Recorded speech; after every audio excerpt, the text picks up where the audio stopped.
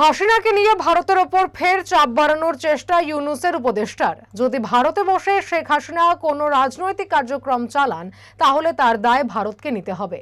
বুধবার বাংলা একাডেমির কবি শামসুর রহমান কক্ষে আয়োজিত অনুষ্ঠানে এমনই হুঁশিয়ারির সুর শোনা গেল অন্তর্বর্তী সরকারের তথ্য ও সম্প্রচার মন্ত্রকের উপদেষ্টা নাহিদ ইসলামের কণ্ঠে।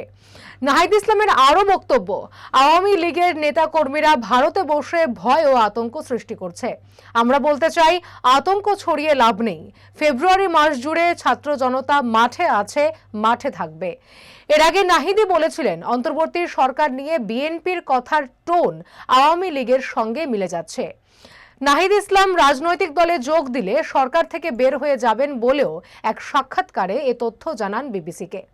বিএনপির সঙ্গে বৈষম্য বিরোধী ছাত্র আন্দোলনের টানাপোড়েন নিয়ে তিনি মন্তব্য করেছিলেন।